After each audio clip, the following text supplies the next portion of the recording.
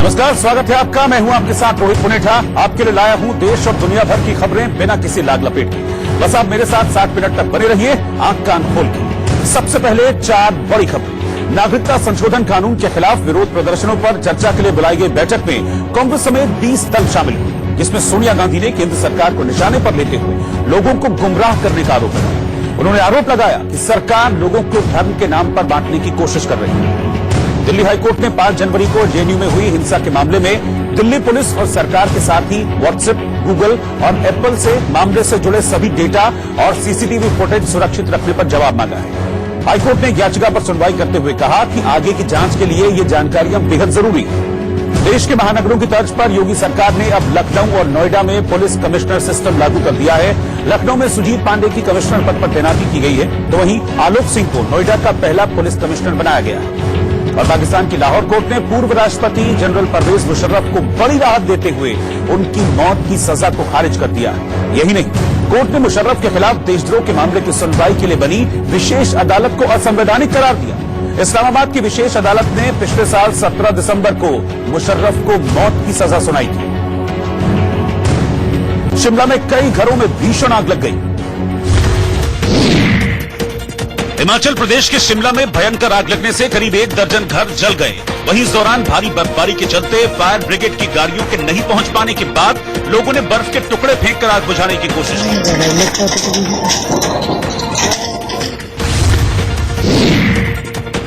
बेंगलुरु में राष्ट्रीय स्वयंसेवक संघ, विश्व हिंदू परिषद और हिंदू जागरण वेदिके ने कनकपुरा में प्रस्तावित 114 फीट लंबी जीसस क्राइस्ट की मूर्ति के निर्माण का विरोध किया और विशाल प्रदर्शन किया। तमिलनाडु के कोयम्बटूर में मुस्लिम समुदाय के लोगों ने सीएए और एनआरसी के खिलाफ विशाल प्रदर्शन किया, जिसमें हजारों की संख्या में लोग शामिल हुए।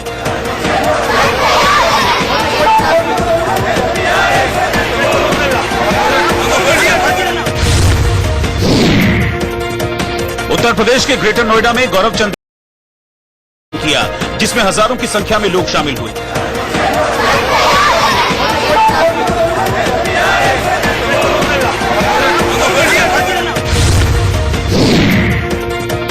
उत्तर प्रदेश के ग्रेटर नोएडा में गौरव चंदेल हत्याकांड में कोई सुराग नहीं मिलने के खिलाफ कांग्रेस ने एसएसपी ऑफिस के बाहर जबरदस्त प्रदर्शन किया और पुलिस के खिलाफ नारेबाजी की।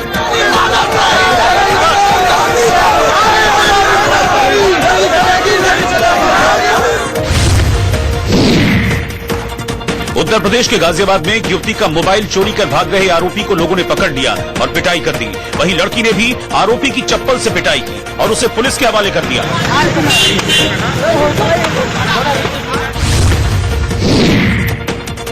हिमाचल में कुल्लू के मलाना में भारी बर्फबारी के बाद पेड़, घर और पहाड़ सभी ढक गए हैं, जिसके साथ ही ठंड में इजाफा होने से लोगों की परेशानी बढ़ गई है। दिल्ली के जामिया यूनिवर्सिटी के छात्रों ने वाइस चांसलर नजमा अख्तर के ऑफिस का घेराव किया और पिछले महीने कैंपस के अंदर हुई हिंसा को लेकर दिल्ली पुलिस के खिलाफ एफआईआर दर्ज करने की मांग करते हुए जमकर नारेबाजी की।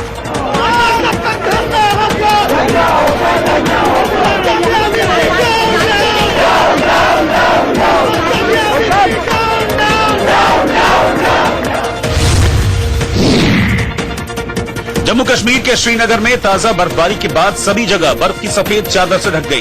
डल झील का एक बड़ा हिस्सा जमने के बाद सैलानी बर्फ से कलाकृति बनाने का लुत्फ उठाते दिखे।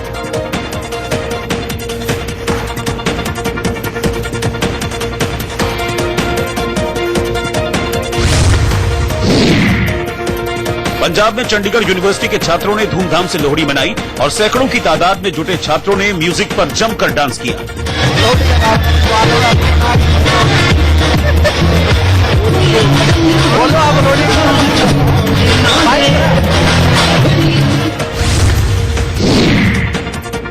अमेरिका में अलास्का की बर्फीली पहाड़ी पर 3 सप्ताह से फंसे एक युवक ने बर्फ पर बड़े बड़े अक्षरों में SOS लिखकर मदद मांगी, जिसके बाद नजर पड़ने पर अलास्का की राज्य पुलिस ने इस शख्स को सुरक्षित बाहर निकाल लिया। जामिया यूनिवर्सिटी के छात्र दिल्ली पुलिस के खिलाफ एफआईआर दर्ज किए जाने तक परीक्षा में शामिल नहीं होने की जिद पर अड़ गए। दरअसल दिल्ली पुलिस बीते 15 दिसंबर को जामिया यूनिवर्सिटी कैंपस में घुस गई थी, जिसके बाद पुलिस पर छात्रों के साथ मारपीट का आरोप लगा था। लिहाजा जामिया कोऑर्डिनेशन कमेटी की अगुवाई में छात्रों ने वीसी नजमा अख्तर का घेराव किया और उनके खिलाफ नारेबाजी की।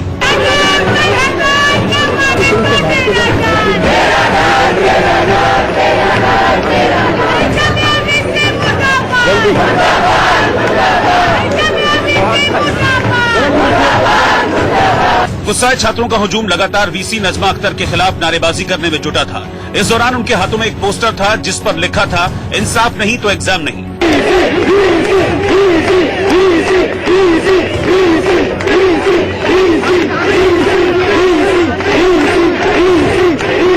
हालांकि इस दौरान वहां मौजूद कुछ लोगों ने छात्रों को समझाने का प्रयास किया, लेकिन वो माने नहीं और वीसी के इस्तीफे की मांग करने लगे। साथ ही आजादी वाले नारे लगाते हुए दिखाई दिए।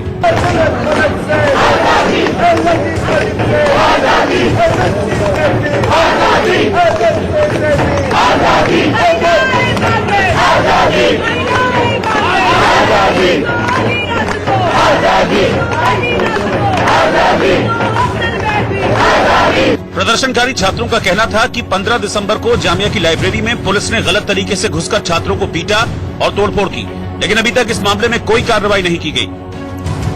जामिया के छात्रों का दावा है कि इस मामले में न ही दिल्ली पुलिस के खिलाफ एफआईआर दर्ज की गई और न ही एचआरडी मिनिस्ट्री ने कोई जांच कमेटी बनाई, जिससे गुस्साए छात्रों के इस प्रदर्शन को देखते हुए कुछ देर बाद वीसी नजमा अख्तर भी उनकी बात सुनने पहुंची और उन्हें समझाने का भरसक प्रयास किया, लेकिन छात्र बीच बीच में हंगामा करते दिखे और वीसी पर एक के बाद एक कई सवाल दागे।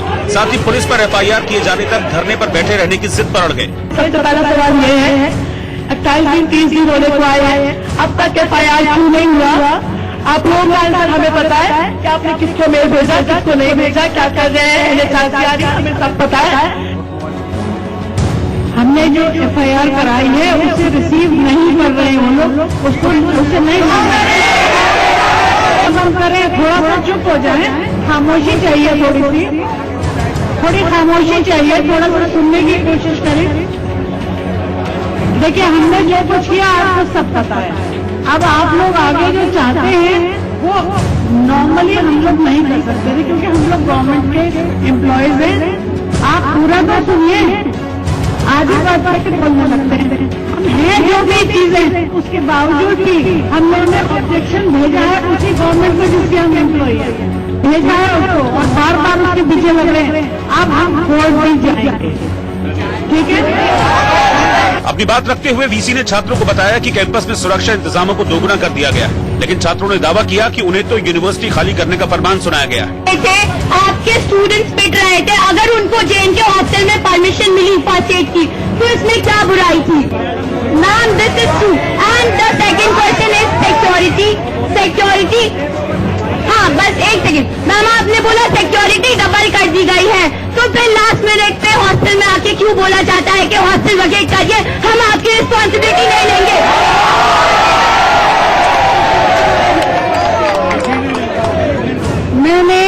मैंने कभी भी हॉस्टल वेकेट करने का ऑर्डर ही नहीं निकाला।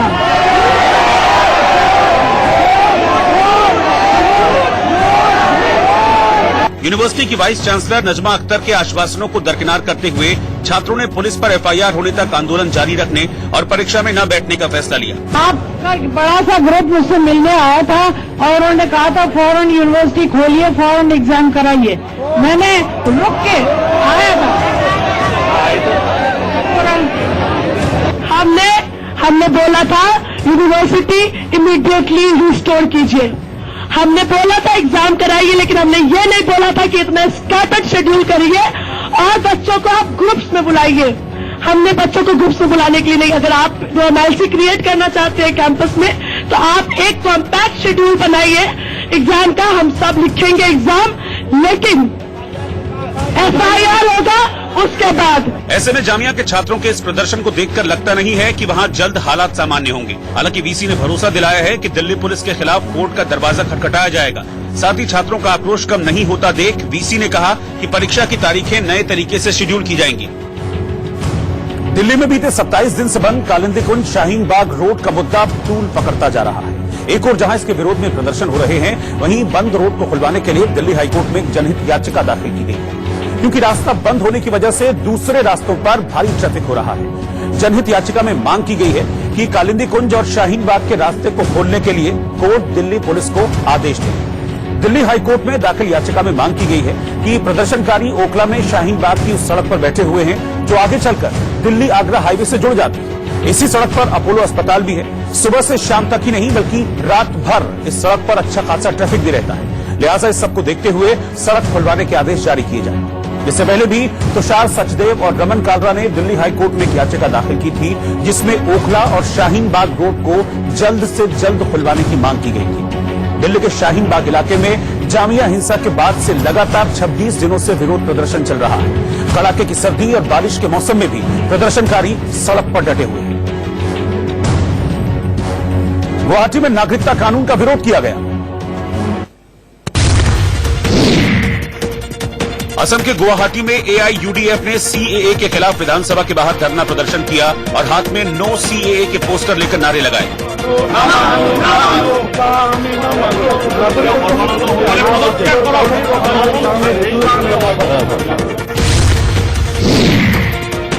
उत्तर प्रदेश के नोएडा में नागरिकता संशोधन कानून के समर्थन में सैकड़ों की संख्या में लोगों ने रैली निकाली।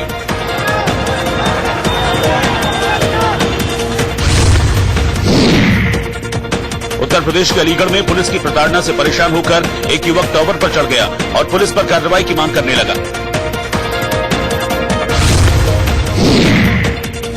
कर्नाटक के कनकपुरा में आरएसएस, बीएचपी और हिंदू जागरण ने ईसा मसीह की 144 फीट ऊंची प्रतिमा बनने का विरोध किया और बड़ी संख्या में लोगों से जुड़ने की अपील की। छत्तीसगढ़ के कोरबा में बस स्टैंड के पास एक टावर में आग लगने से हड़कंप मच गया, जिसके बाद दमकल विभाग ने आग पर कड़ी मशक्कत के बाद काबू पाया। दिल्ली के राजपथ पर 26 जनवरी को होने वाली परेड की तैयारियां शुरू हो गई हैं। सेना के जवान परेड की रिहर्सल करने में जुट गए हैं। राजस्थान के अजमेर में रेलवे स्टेशन पर 2 आरपीएफ जवानों के बीच पार्किंग को लेकर मारपीट हो गई।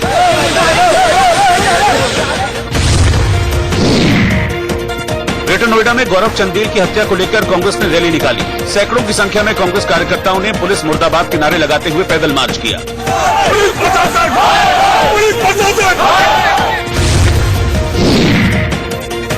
सबरीमला मंदिर में महिलाओं के प्रवेश के मामले को लेकर सुप्रीम कोर्ट के 9 जजों की पीठ ने सुनवाई की। संविधान पीठ ने सभी पक्षों को 3 हफ्ते का वक्त दिया है।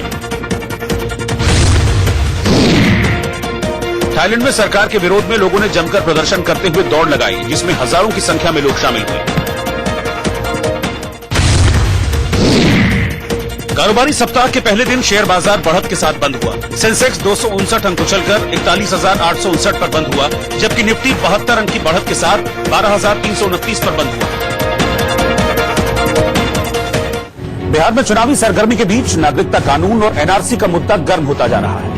बिहार के मुख्यमंत्री नीतीश कुमार ने एक बार फिर साफ किया कि राज्य में एनआरसी लागू नहीं होगा, लेकिन विपक्ष ने 2 टूक कहा कि सीएम पर लोगों को यकीन नहीं है। और इसके साथ ही विपक्ष ने विधानसभा परिसर में प्रदर्शन करके सरकार के सामने चुनौती रख दी।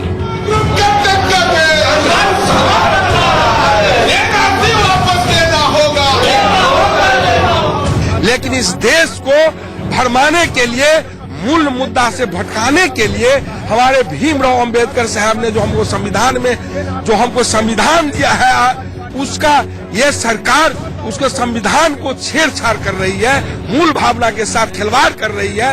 हम लोग राष्ट्रीय जनता दल एनआरसी का विरोध करते हैं। आरजेडी के साथ लेफ्ट पार्टियों ने भी नागरिकता कानून और एनआरसी का विरोध किया और सरकार से इसके खिलाफ विधानसभा में प्रस्ताव पास करने की मांग की।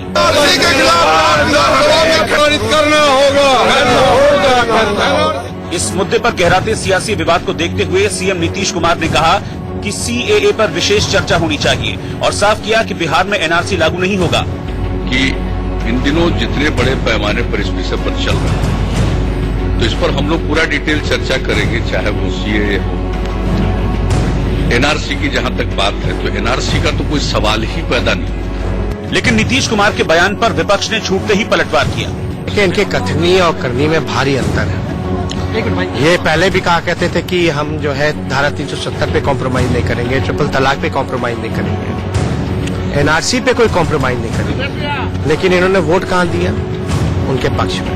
देखिए, नीतीश कुमार जी के पर अब कोई बिहार का लोग, देश का लोग विश्वास नहीं करता। असल में एनआरसी और एनपीआर को लेकर जेडीयू मुश्किल में है। पार्टी के नेता प्रशांत किशोर ने ट्वीट करके नागरिकता कानून और एनआरसी का बहिष्कार करने के लिए कांग्रेस की तारीफ की और लगे हाथ दावा कर दिया कि बिहार में एनपीआर लागू नहीं होगा। जबकि सहयोगी पार्टी बीजेपी के नेता सुशील मोदी राज्य में एनपीआर की प्रक्रिया शुरू करने का ऐलान कर चुके हैं। अब अगर नीतीश कुमार एनपीआर से पीछे हटते हैं तो एनडीए में दरार आनी तय है। वहीं एनपीआर नागरिकता कानून के मुद्दे पर जेडीयू के ही कई नेता प्रशांत किशोर के खिलाफ हैं।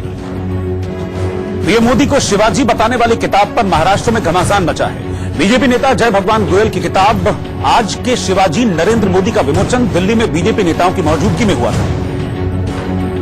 लेकिन सियासी असर महाराष्ट्र में हुआ और शिवसेना ने बीजेपी पर ताबड़तोड़ हमला शुरू कर दिया।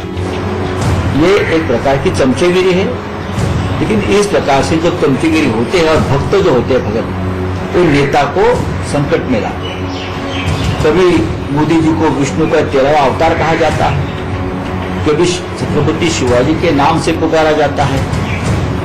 मुझे लगता है प्रधानमंत्री को इस बारे में खबर भी नहीं होगी, उनका कोई दोष नहीं है।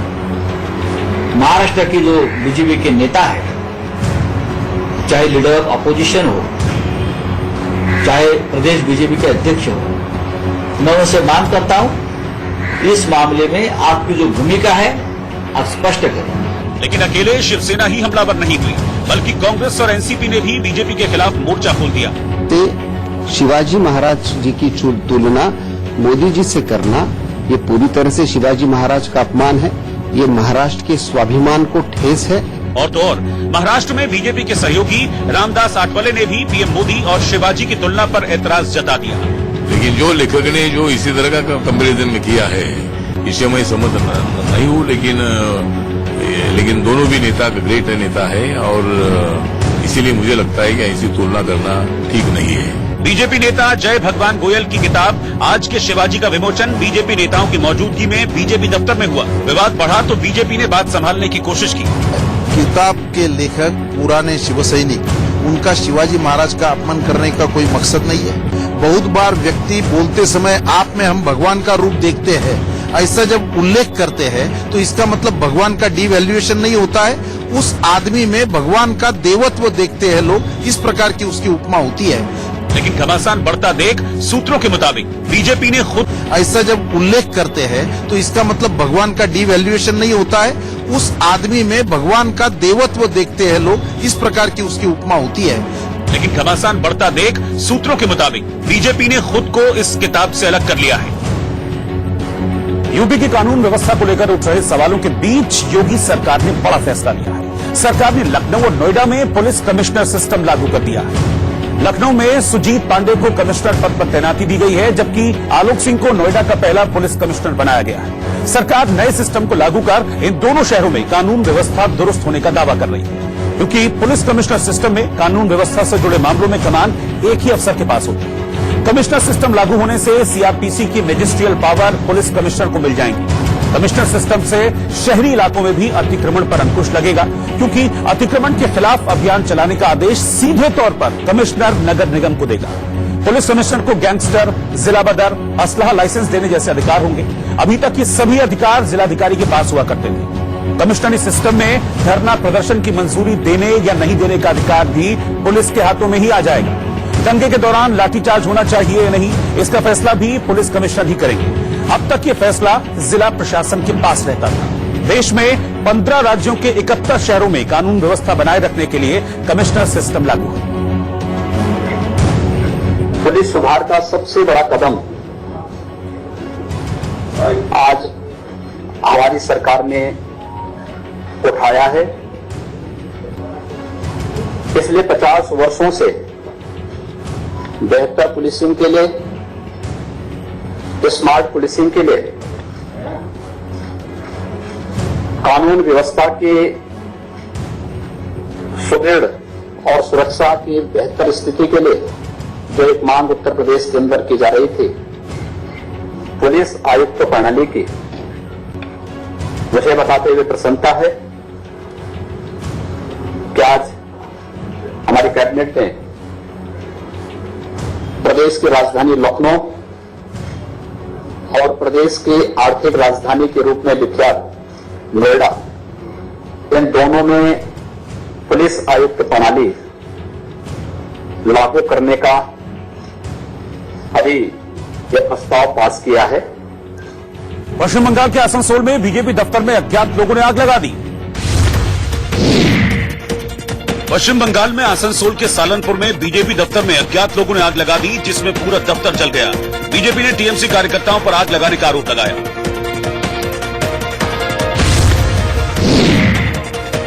आगरा लखनऊ एक्सप्रेसवे पर सुबह कोहरे की वजह से लखनऊ जा रही रोडवेज की बस बेकाबू होकर खाई में गिर गई, जिससे 2 लोगों की मौत हो गई और 6 लोग घायल हो गए।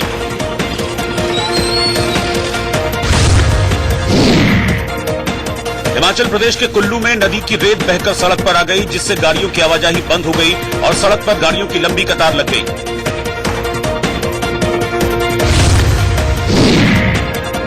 मध्य प्रदेश में सतना के वीर सिंहपुर स्वास्थ्य केंद्र में टीका लगाने के बाद 2 बच्चों की मौत हो गई और 5 बच्चों की हालत बिगड़ गई। मृतक बच्चों के परिजनों ने आरोप लगाया कि टीका लगाने के बाद सभी बच्चों की हालत बिगड़ गई थी।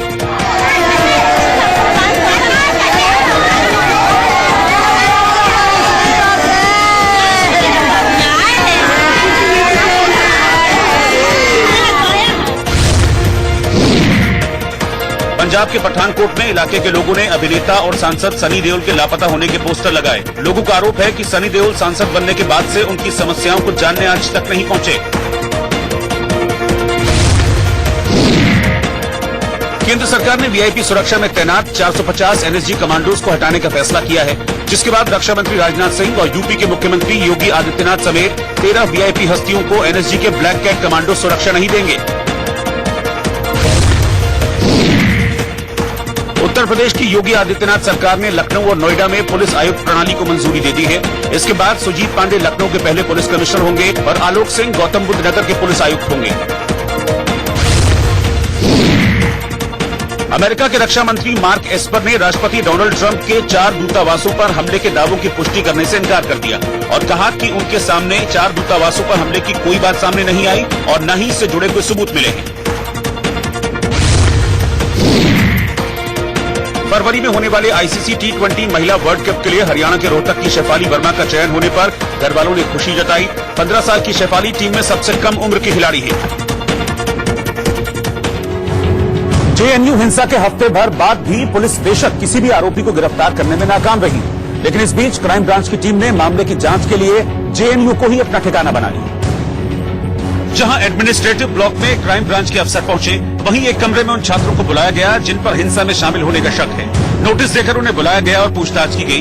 जिनसे पूछताछ की गई उनमें हिंसा के वीडियो में नजर आने वाले पंकज कुमार मिश्रा भी हैं। आप बहुत प्रोफेशनली जांच कर रहे हैं। उन्होंने बस यही पूछा कि आप क्या करते हैं, क्या नहीं करते हैं, इससे पहले कहाँ थे, जॉब किए हैं कि नहीं किए हैं, एजुकेशन कहाँ से हुआ है, और फिर आप यहाँ पे 3-4 तारीख को 5 तारीख को क्या देखें। और बहुत ज्यादा उन्होंने मुझसे सवाल जवाब। दिखना क्राइम नहीं होता है। अगर आप किसी भी तरीके के क्रिमिनल एक्टिविटी में इन्वॉल्व नहीं है, आईसी का कहीं पे दिखना क्राइम नहीं हो सकता है, क्योंकि वो सिलेक्टेड स्टूडेंट बॉडी है। मुझे दोषी मान लेना ये कहाँ का न्याय है। दिल्ली पुलिस ने भी आज मुझसे वही कहा कि ऐसा नहीं है कि जो अपराधी हैं उन्हें ही बुलाया गया है, सभी को बुलाया जा रहा है, पूछताछ की जा रही है। और मैं बिलीव करता हूं कि दिल्ली पुलिस एक प्रोफेशनल है, ऐसे वो उलूल जुलूल की हरकतें नहीं करेंगे कि किसी को भी देख लिया आप जाते हुए तो उसे क्रिमिनल मान लेंगे। क्राइम ब्रांच ने जेएनयू के करीब 50 छात्रों के बयान दर्ज किए। इसके अलावा 4 शिक्षक और कुछ सिक्योरिटी गार्ड्स के भी बयान दर्ज किए गए। जेएनयू छात्र संघ के अध्यक्ष आईसी घोष का बयान भी दर्ज हुआ। घायल होने की वजह से क्राइम ब्रांच के अफसर आईसी के पास गए। जेएनयू में हिंसा की जांच अगले कुछ दिन इसी तरह जारी रहेगी। सूत्रों के मुताबिक साबरमती हॉस्टल पर हमला करने वाली नकाबपोश छात्रा से भी पुलिस संपर्क कर रही है। चेक शर्ट पहने इस लड़की का नाम सोशल मीडिया पर कोमल शर्मा बताया जा रहा है और उसे दिल्ली यूनिवर्सिटी के दौलतराम कॉलेज की छात्रा बताया जा रहा है। लेकिन क्राइम ब्रांच की जांच के बीच शिक्षकों और छात्रों ने अपना शांतिपूर्ण प्रदर्शन जारी रखा। हालांकि नए सत्र में पढ़ाई शुरू होने का दावा किया गया, लेकिन कैंपस में अमन के बावजूद विरोध कमजोर नहीं पड़ा है। माहौल तब और सियासी हो गया जब केरल के पूर्व सीएम ओमान चांडी जेएनयू पहुंच गए। और आप कान खोल के में फिलहाल वक्त हो गया एक छोटे से ब्रेक का। ब्रेक के बाद हम आपको दिखाएंगे बीजेपी और आम आदमी पार्टी में वीडियो वॉर।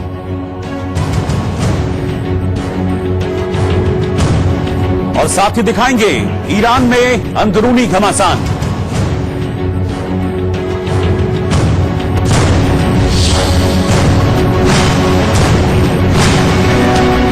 वरुण धवन ने गरबा स्टाइल में डांस किया। स्ट्रीट डांसर 3D की टीम का एक वीडियो वायरल हो गया है। इस वीडियो में वरुण धवन और को स्टार्स मुकाबला गाने पर पॉप स्टेप के बजाय गरबा स्टाइल में डांस करते नजर आए।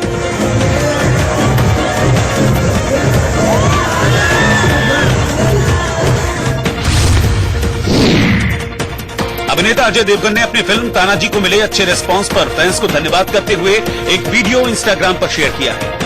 नमस्कार, मैं हूं अजय देवगन और जो प्यार आप लोगों ने तानाजी को दिया है उसके लिए मैं दिल से आप लोगों का शुक्रिया अदा करना चाहूंगा। 1983 में भारत की क्रिकेट वर्ल्ड कप जीत पर बन रही फिल्म 83 में एक्टर साकिब सलीम का पहला लुक सामने आया है, जिसमें वो मोहिंदर अमरनाथ की भूमिका निभा रहे हैं।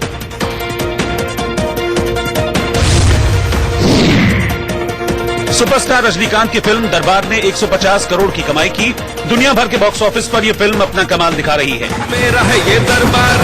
सर उन्हें बोल दीजिए पुलिस के लेफ्ट से निकले, राइट से निकले, सामने ना टकराएं। गेम खेल रहे हैं मेरे साथ।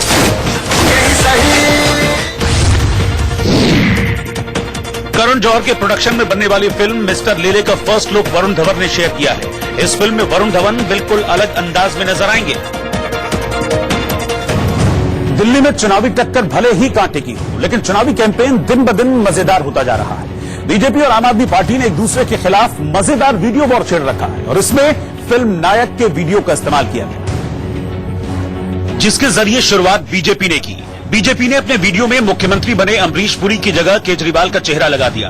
अनिल कपूर की आवाज में जो सवाल पूछे गए उनका वास्ता दिल्ली की हाल की हिंसा से है। भड़काना नहीं चाहता, मैं सिर्फ चाहता हूं कि लोगों को पता चले कि सच्चाई क्या है। ये देखिए, लड़ाई नहीं लड़ी, अगर एक फसाद के बाद अगर हम सड़कों पर निकल रहे हैं तो दूसरा फसाद नहीं होगा। एक वीडियो के जरिए बीजेपी ने यह साबित किया कि सीएम केजरीवाल को सिर्फ कुर्सी से मतलब है। अब बोलिए सर, जनता से ज्यादा आपको अपनी कुर्सी प्यारी है। लेकिन जवाब में आम आदमी पार्टी भी पीछे नहीं रही। उसने इसी फिल्म का एक वीडियो लेकर पलटवार किया।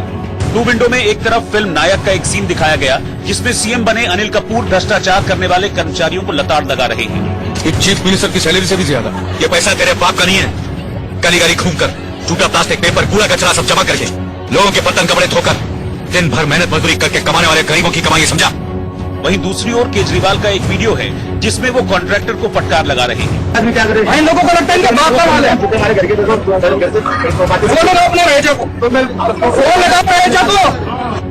ये वीडियो जारी करके आम आदमी पार्टी ने दावा किया कि रियल लाइफ के सीएम की तरह अरविंद केजरीवाल भी रियल लाइफ में शानदार सीएम है और आम आदमी पार्टी का सीएम वैसा ही है जैसा कि फिल्म नायक में दिखाया गया है। फनी वीडियो की लड़ाई सिर्फ फिल्म नायक के वीडियो तक सीमित नहीं रही। पार्टी ने फिल्म बाजीगर के एक सीन के जरिए आम आदमी पार्टी को शाहरुख और काजोल को दिल्ली बताया। दोनों के पीछे खड़े सिद्धार्थ को मनोज तिवारी बताते हुए उन्हें शुभकामना दी गई। लेकिन बीजेपी ने पलटवार करते हुए कहा कि फिल्म में शाहरुख खान विलेन थे और आखिर में अपने पाप की वजह से मारे। आम आदमी पार्टी को शाहरुख और काजोल को दिल्ली बताया। दोनों के पीछे खड़े सिद्धार्थ को मनोज तिवारी बताते हुए उन्हें शुभकामना दी गई। लेकिन बीजेपी ने पलटवार करते हुए कहा कि फिल्म में शाहरुख खान विलेन थे और आखिर में अपने पाप की वजह से मारे गए थे। ऐसा ही हाल केजरीवाल का होगा। बात यही खत्म नहीं हुई, बल्कि आम आदमी पार्टी की ओर से बीजेपी प्रदेश अध्यक्ष मनोज तिवारी का एक वीडियो जारी किया गया जिसमें उन्हें आम आदमी पार्टी के कैंपेन सॉन्ग पर नाचते गाते दिखाया गया। वीडियो के साथ लिखा गया कि कैंपेन सॉन्ग इतना अच्छा है कि मनोज तिवारी भी इस पर डांस कर रहे हैं। हमला चुनावी था, लेकिन मनोज तिवारी ने इसे गंभीरता से लिया और आम आदमी पार्टी को 500 करोड़ का नोटिस भेज दिया। 1% से लेकर 10% अलग अलग स्टेट के अंदर कोर्ट फीस होती है। मान लीजिए 1% भी है तो 5 करोड़ रुपए लगेगा 500 करोड़ का डिफेमेशन करने में। और मान लीजिए 10% है दिल्ली में, किसी राज्य में नहीं भी है, तो दिल्ली में अगर मान लीजिए 10% है तो 50 करोड़ लगेगा। तो कहां से लाओगे आप इतना पैसा? आप देखिए, आपका खलनायक ये सोशल मीडिया पे पड़ी है भारतीय जनता पार्टी। देख पा रहे हैं इसको आप? और इसमें इतनी नफरत फैलाने वाली वीडियो आम आदमी पार्टी और अरविंद केजरीवाल जी के खिलाफ है कि जिसको देख के आप हैरान हो जाएंगे। तो भाजपा ही उपदेश दे रहे हैं। जो लोग दिन रात अपने सोशल मीडिया से, ट्विटर से, फेसबुक से नफरत फैलाने का काम करते हैं, आम आदमी पार्टी ने मनोज तिवारी के नोटिस को कानूनी तरीके से देख लेने का दावा किया और खुद भी चुनाव आयोग में शिकायत करने का संकेत दिया। महाराष्ट्र की महिला एवं बाल विकास मंत्री यशोमती ठाकुर एक बार फिर से चर्चा में। दरअसल एक कार्यक्रम में उन्होंने कहा कि गाय को छूने मात्र से ही नकारात्मकता दूर हो जाती है, जिसके बाद सोशल मीडिया पर वो ट्रोलर्स के निशाने पर आ गए। दर्शन केलं तर आपल्यामधली जी निगेटिव्हिटी असते, आपल्यामधले जे निगेटिव्ह काही रसायन असतं ते गायच्या दर्शनाने, गायीवर हात फिरवल्याने आपल्या संस्कृतीमध्ये हे सगळं सांगितलेलं आहे। हालांकि सोशल मीडिया पर ट्रोल होने के बाद यशोमती ठाकुर ने अपनी सफाई में कहा कि उनकी बातों को तोड़ मरोड़ कर पेश किया गया है। गाय हमारी परंपरा में है, इसमें कोई अंधविश्वास नहीं। We always worship guy and bell, or we always worship the cow and the plow. And what is wrong in it? I don't think there is anything wrong in this. There is nothing like superstition about it. It is an act. It is a tradition. It is faith. Tihar jail में बंद Nirbhaya gangrape के चारों दोषियों को 22 जनवरी की सुबह 7 बजे फांसी पर लटकाए जाने से पहले रविवार को इसका ट्रायल किया गया। ये ट्रायल चारों कैदियों को एक साथ फांसी पर लटकाने के लिए जेल नंबर 3 में बनाए गए 4 फांसी के तख्तों पर किया गया। बताया जाता है कि ट्रायल पूरी तरह से कामयाब रहा है। इसके बाद चारों रस्सियों को मक्खन लगाकर लॉकर में रख दिया गया ताकि रस्सियां मुलायम बनी रहें। जेल सूत्रों ने बताया है कि तख्तों पर किए गए ट्रायल में बोरियों का इस्तेमाल किया गया था।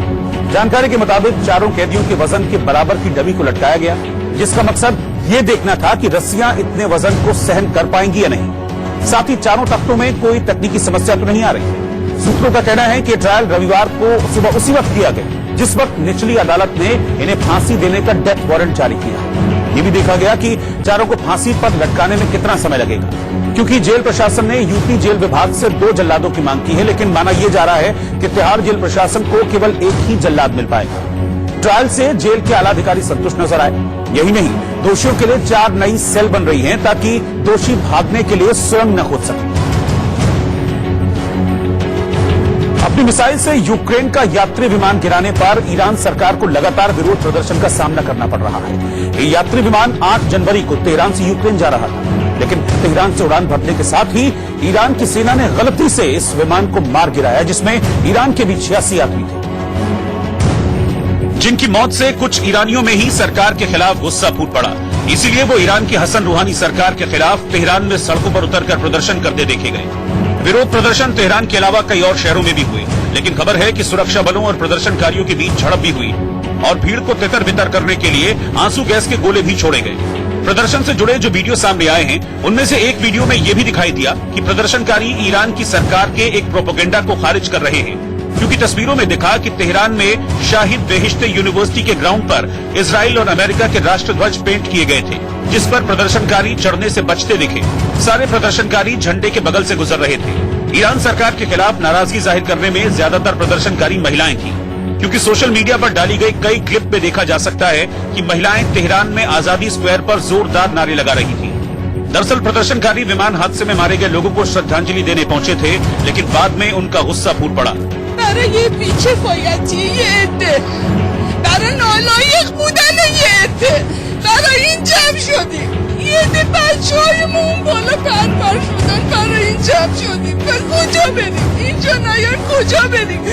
इतना ही नहीं, सरकार विरोधी प्रदर्शन के दौरान कुछ नकाबपोश प्रदर्शनकारी दीवारों पर चिपके कासिम सुलेमानी के पोस्टर भी फाड़ते नजर आए। इसी महीने 2 जनवरी को ईरानी सैन्य कमांडर जनरल कासिम सुलेमानी को अमेरिका ने मार दिया था, जिसके बाद ईरान में एक हीरो के रूप में उनकी अंतिम विदाई की गई थी। लेकिन इस तरह उनके पोस्टर फाड़े जाने पर भी कई सवाल खड़े हो रहे हैं। ईरान के कई अखबारों ने इस प्रदर्शन को कवर किया, साथ ही प्लेन हादसे को शर्मनाक और अक्षम्य बताया, क्योंकि पहले तो ईरान ने विमान को मार गिराने से इनकार किया था, लेकिन बाद में तथ्य सामने आए तो ईरान को स्वीकार करना पड़ा था और उसने इसे मानवीय भूल कहा था। लेकिन दुख में डूबे प्रदर्शनकारी ईरान सरकार को फिलहाल माफ करने के मूड में नहीं दिखाई दे रहे। हालांकि ईरान सरकार का समर्थन करने वाले अखबारों और टीवी चैनलों ने सरकार की ओर से प्लेन हादसे की गलती स्वीकार करने को एक साहसिक कदम बताया, लेकिन अमेरिकी राष्ट्रपति डोनाल्ड ट्रंप ने फिर से अपनी चेतावनी दोहराई। ट्रंप ने कहा है कि ईरान में सरकार विरोधी प्रदर्शनों को दुनिया देख रही है, इससे सबसे ज्यादा अहम है कि इस प्रदर्शन को अमेरिका भी देख रहा है। इस बीच ईरान की सरकार ने प्रदर्शनों को देखते हुए इंटरनेट को बंद कर दिया है ताकि सरकार विरोधी मुहिम को रोका जा सके। इस बीच एक बार फिर इराक में अमेरिकी मिलिट्री बेस पर बड़ा हमला किया गया। जानकारी के मुताबिक इराक के अल बलाद में मौजूद अमेरिकी एयरबेस पर 8 रॉकेट दागे गए, जिसमें 4 लोग जख्मी हो गए, जिनमें 2 इराकी अफसर और 2 एयरमैन घायल हुए हैं। इराकी सेना के मुताबिक बगदाद से लगभग 70 किलोमीटर उत्तर में अल बलाद एयरबेस पर 8 रॉकेट गिरे। इससे पहले ईरान ने अपने कमांडर कासिम सुलेमानी की हत्या के बाद पिछले हफ्ते इसी सैन्य अड्डे पर मिसाइल से भी हमला किया था। ईरान के सर्वोच्च नेता अयातुल्लाह अली खामेनेई ने बैलिस्टिक मिसाइलों से किए गए हमलों को अमेरिका के गाल पर करारा तमाचा करार दिया था। हालांकि ईरान ने फिलहाल इस हमले की जिम्मेदारी नहीं ली है, लेकिन हमले के बाद अमेरिकी राष्ट्रपति डोनाल्ड ट्रंप ने ट्वीट कर कहा है कि राष्ट्रीय सुरक्षा सलाहकार ने सुझाव दिया कि प्रतिबंधों और विरोध प्रदर्शनों ने ईरान को घुटनों के बल ला दिया है। अब वो बातचीत के लिए मजबूर हो जाएंगे। वास्तव में अगर वो बातचीत करते हैं तो मैं बेपरवाह नहीं हूं, पूरी तरह से उनके ऊपर होगा, लेकिन वो काफी गुस्से में हैं। नागरिकता कानून के खिलाफ कांग्रेस की अगुवाई में विपक्षी दलों की एकजुटता को ममता बनर्जी, मायावती, अखिलेश यादव और अरविंद केजरीवाल ने झटका दे दिया। ये सभी पार्टियां बैठक में शामिल नहीं हुई, लेकिन विपक्षी दलों के इस बैठक में कांग्रेस के सहयोगी दलों के अलावा लेफ्ट ने हिस्सा लिया। झारखंड के नए मुख्यमंत्री हेमंत सोरेन तो आए, लेकिन शिवसेना नाराज रही। ये बैठक देश भर में प्रदर्शन के लिए साझा रणनीति बनाने के लिए बुलाई गई थी। बैठक में शामिल 20 पार्टियों ने सरकार के खिलाफ प्रस्ताव पास किया। इसके अलावा इस महीने की 23, 26 और 30 तारीख को देश भर में शांतिपूर्ण प्रदर्शन पर मुहर लगा दी। I challenge them. I challenge the Prime Minister right now to go to any of the universities, stand over there without his police, without his infrastructure, and tell the people what he's going to do for this country. Thank you, sir. कि आज जो युवाओं की आवाज उठ रही है वो बिल्कुल लेजिटिमेट है, उसको दबाया नहीं जाना चाहिए और सरकार को उस आवाज को सुनना चाहिए और उस आवाज को भविष्य के बारे में, उनको रोजगार कैसे मिलेगा, हिंदुस्तान की अर्थव्यवस्था कैसे एक बार फिर पटरी पे आएगी, उसके बारे में प्रधानमंत्री को जवाब देना चाहिए। विपक्ष की इस बैठक में मायावती ने कांग्रेस पर विश्वासघात का आरोप लगाते हुए शिरकत नहीं की और शायद दिल्ली चुनाव को देखते हुए अरविंद केजरीवाल भी किनारा कर गए। नागरिकता कानून का आए दिन विरोध कर रही ममता बनर्जी भी दिल्ली नहीं पहुंची, लेकिन कांग्रेस और लेफ्ट ने कहा सब साथ में। इस मुद्दे में जहां तक ये मुद्दा एनआरसी का हो, एनपीआर का हो, इसमें डीएमके भी हमारे साथ है, इसमें ममता बनर्जी भी साथ है, इसमें मायावती जी है और इसमें समाजवादी पार्टी। मीटिंग अटेंड करें या न करें, लेकिन जहां जिस पर्पस के लिए और जिस सवाल के लिए जो सब्जेक्ट है उस पे हम सब यूनाइटेड हैं। लेकिन बीजेपी ने छूटते ही तंज कसा कि देश की बड़ी विपक्षी पार्टियों की गैर मौजूदगी में इस बैठक की हवा निकल गई।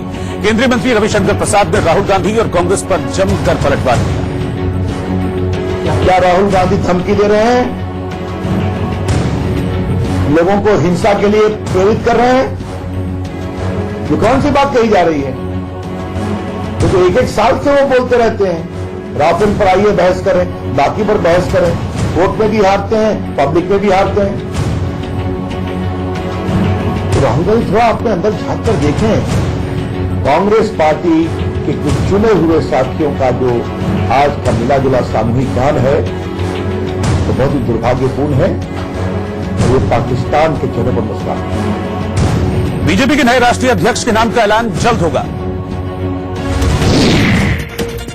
20 जनवरी को बीजेपी के नए राष्ट्रीय अध्यक्ष के नाम का ऐलान हो जाएगा। बीजेपी के कार्यकारी अध्यक्ष जेपी नड्डा को ही पार्टी का राष्ट्रीय अध्यक्ष बनाए जाने की चर्चा है। दिल्ली में कांग्रेस की ओर से आयोजित विपक्षी दलों की बैठक में शिवसेना, टीएमसी और डीएमके सहित कई सियासी दलों ने हिस्सा नहीं लिया। सुप्रीम कोर्ट ने ईडी को आम्रपाली ग्रुप के डायरेक्टर की कस्टडी लेने की इजाजत दे दी है, जिसके बाद ईडी शिवप्रिया, अनिल शर्मा और अजय कुमार को हिरासत में लेकर पूछताछ कर सकेगी। हरियाणा के मुख्यमंत्री मनोहर लाल खट्टर ने दिल्ली विधानसभा चुनाव में हरियाणा में सहयोगी पार्टी जेजेपी के साथ चुनाव लड़ने की इच्छा जताई और हम चाहेंगे कि कांग्रेस और आम आदमी पार्टी को अलग करके और सत्ता जो है भारतीय जनता पार्टी हासिल करे, उसमें जनता का सहयोग रहेगा, ऐसा मेरा मानना है। उत्तर प्रदेश सरकार ने 21 जिलों में कुल 32,000 शरणार्थियों की पहचान की है, जिनको नागरिकता कानून के तहत भारतीय नागरिकता दी जाएगी। इसके साथ ही अन्य जिलों में भी शरणार्थियों की पहचान की जा रही है। मुंबई के बोरीवली इलाके में बाथरूम में नहाने के दौरान गीजर के गैस से दम घुटने से एक लड़की की मौत हो गई। छत्तीसगढ़ के बिलासपुर में एक बर्खास्त आईबी अधिकारी के पास से पुलिस ने 6,55,000 के पुराने नोट जब्त किए। बिहार के मुजफ्फरपुर में पुलिस भर्ती परीक्षा के दौरान नकल के लिए लगाया गया ईयरफोन परीक्षार्थी के कान में घुस गया, जिसके बाद उसे गिरफ्तार कर अस्पताल ले जाया गया। वाराणसी के काशी विश्वनाथ मंदिर में किसी भी ड्रेस कोड के प्रस्ताव को डिविजनल कमिश्नर ने साफ इनकार कर दिया। इससे पहले मंदिर के लिए ड्रेस कोड को लागू करने की बात सामने आई थी। मुंबई में मरीन ड्राइव के 100 साल पूरे होने के मौके पर 19 जनवरी को मैराथन का आयोजन किया जाएगा, जिसकी तैयारियों के मौके पर मंत्री आदित्य ठाकरे और अभिनेता टाइगर श्रॉफ शामिल हुए।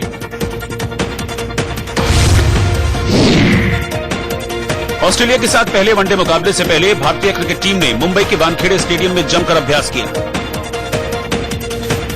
और लौट रहे फौरन वापस, आप बने रहिए इंडिया न्यूज के साथ। सुप्रीम कोर्ट ने सख्त रुख दिखाते हुए सख्त आदेश दिया है और ईडी को आम्रपाली के सीएमडी अनिल शर्मा और 2 डायरेक्टर्स को कस्टडी में लेने की इजाजत दी है। ईडी इन सभी से मनी लॉन्ड्रिंग के मामले में पूछताछ करेगा। आरोप है कि इन्होंने बायर्स की रकम बोगस कंपनियों में शिफ्ट की। ईडी की पूछताछ के बाद इन्हें फिर से मंडावली जेल में वापस भेज दिया जाएगा। इसके साथ ही सुप्रीम कोर्ट ने एनबीसीसी को कंस्ट्रक्शन के काम में भी तेजी लाने का निर्देश दिया है और सभी प्रोजेक्ट्स के टेंडर जारी कर कंस्ट्रक्शन के काम को शुरू करने के आदेश भी दिए गए। इस मामले में सुप्रीम कोर्ट में अगली सुनवाई अब 17 फरवरी को। और अब चलते चलते आज सलमान खान और शाहरुख खान की जोड़ी वाली सुपरहिट फिल्म करण अर्जुन को रिलीज हुए 25 साल पूरे हो गए। डायरेक्टर राकेश रोशन की फिल्म 13 जनवरी 1995 को रिलीज हुई थी। इसी फिल्म के एक खूबसूरत गीत के साथ आपको छोड़े जा रहे हैं। नमस्कार।